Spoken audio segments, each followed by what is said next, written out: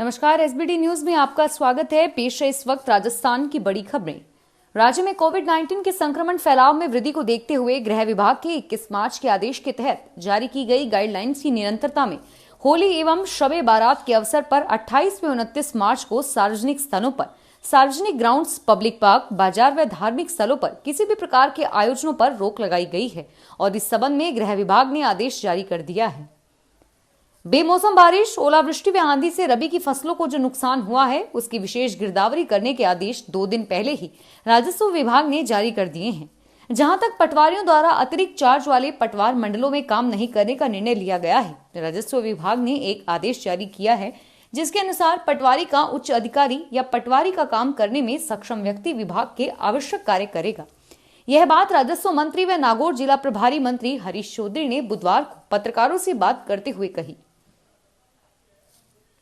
Rajasthan high court ने Rajasthan Ayurvedic nursing council की चुनाव प्रक्रिया पर अंतरिम रोक लगा दी है और इसके साथ ही अदालत ने आयुर्वेद सचिव, काउंसिल रजिस्ट्रार और रिटर्निंग अधिकारी को नोटिस जारी कर जवाब मांगा है। न्यायाधीश अशोक गौड़ ने यह आदेश ओम प्रकाश मीणा की याचिका पर दिया। याचिका में बताया कि काउंसिल में राज्य सरकार की ओर से 5 नामित सदस्य मनोनीत किए जाते हैं और इसके अलावा 9 सदस्यों के लिए चुनाव करवाया जाता है। पूरे देश में एक बार फिर से कोरोना वायरस अपने पैर पसार रहा है। हर रोज कोरोना के मरीज बढ़ रहे हैं। राजस्थान में कोरोना रिटर्न के बाद जोधपुर में कोरोना केसेस तेजी से बढ़ रहे हैं। जोधपुर महानगर और जोधपुर ग्रामीण अदालत के एक ही परिसर में होने से तेजी के साथ कोविड-19 फैलने लगा है।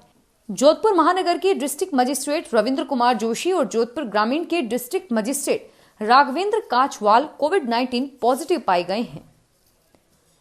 राजस्थान सरकार 1 अप्रैल से प्रदेश के बेरोजगारों को बढ़ा हुई बेरोजगारी भत्ता देगी। मुख्यमंत्री अशोक गहलोत ने बजट में बेरोजगारी भत्ता बढ़ाने की घोषणा की थी और इसके बाद प्रदेश के बेरोजगारों को 3000 से बढ़ाकर 4000 बेरोजगारी भत्ता मिलेगा। इसके अलावा महिलाओं, दिव्यांग और ट्रांसजेंडर को 4500 रुपए बेरोजगारी भत्ता मिलेगा। प्रदेश के रोजगार कार्यालय में पंजीकृत बेरोजगार युवक और युवतियां बेरोजगारी भत्ते का लाभ उठा सकते हैं।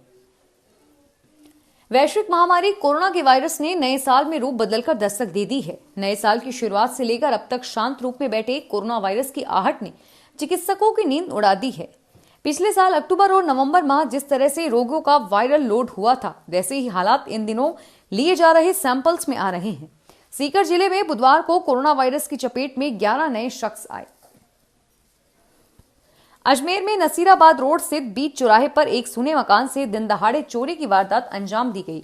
चोर घर के कमरों के ताले तोड़कर अंदर घुसे और अलमारी में रखे 2 लाख के जेवरात व नकदी पार कर ले गए।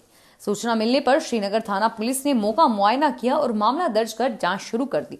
चोरी दोपहर 11 बजे से 2 बजे के बीच हुई। एसबीआई की एक शाखा ने सोने के जेवर गिरवी रखने के बाद वापस नहीं लौटाने का एक मामला दर्ज किया है। मानसरोवर पुलिस ने झोटवाड़ा निवासी रविंद्र मीणा की शिकायत पर यह मुकदमा दर्ज किया।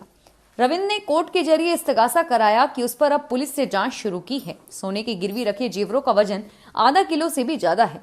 जांच कर रही पुलिस से बताया कि साल 2019 का यह पूरा मामला है। चित्तौड़गढ़ हाईवे पर 6 लेन का कार्य अंतिम चरण में है, लेकिन जहां ओवरब्रिज बने हैं या बड़े कस्बों का रास्ता टर्न होता है, वहां जो संकेतक लगाए गए हैं वह लोगों को रास्ता भटका रहे हैं। ऐसे में कई लोग तो उल्टे रास्ते वापस गलत दिशा में लौट रहे हैं, तो कुछ पूरा लंबा चक्कर लगाकर लौट रहे हैं। असल में एनएचआई के इस हाईवे पर अभी तक तो कई जगह संकेतक लगे नहीं और जहां लगे हैं वहां गफलत भरा काम है। यही संकेतक पर जिन कस्बों के नाम लिखे हैं वह भी अशुद्ध है। देश के दूसरे राज्यों में अगर आप राजस्थान आ रहे हैं तो ये खबर आपके लिए अहम है। राजस्थान की गहलोत सरकार ने देश भर में बढ़ते कोरोना संक्रमण के खतरे को देखते हुए यह अहम निर्णय लिया है।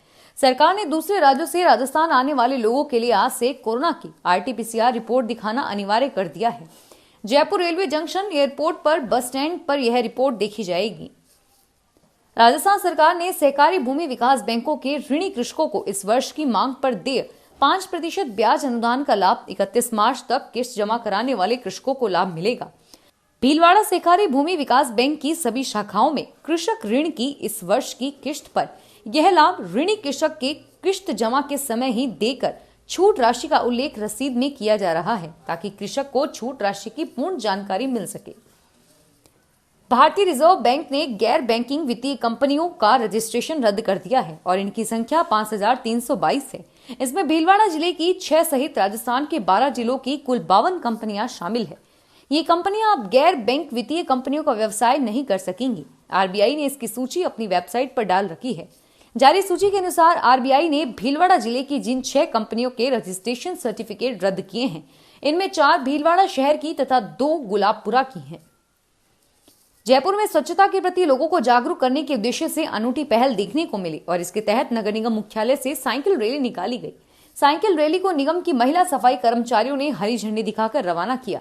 नगर निगम मुख्यालय से रैली विधानसभा जनपद, अंबेडकर सर्किल, रामबाग सर्किल, बिरला मंदिर, गांधी सर्किल, गांधीनगर मोड़ होती हुई निगम मुख्यालय पहुंची। ईडब्ल्यूएस श्रेणी में आयु सीमा में छूट की राज्य सरकार की घोषणा के बाद रीट सहित अन्य सरकारी भर्तियों में नया पेंच फंस गया है। यदि कमेटी ने प्रक्रियाधीन भर्तियों में आवेदन का एक और मौका देने का प्रस्ताव माना जाता है तो प्रदेश में 60,000 से अधिक भर्ती एक बार फिर से बेपटरी पर हो सकती है। हालांकि ईडब्ल्यूएस श्रेणी के अभ्यर्थियों को जरूर राहत मिलेगी। पिछले दिनों मुख्यमंत्री अशोक गहलोत ने ईडब्ल्यूएस श्रेणी में अन्य वर्गों की तरह आयु व फीस की छूट देने की घोषणा की थी। फिलहाल इस बुलेटिन में इतना ही और फिर हाजिर होंगे तमाम बड़ी खबरों के साथ। एसबीटी न्यूज के और भी वीडियोस को देखने के लिए हमारे चैनल को सब्सक्राइब करें और नोटिफिकेशन पाने के लिए बेल आइकन को प्रेस करें।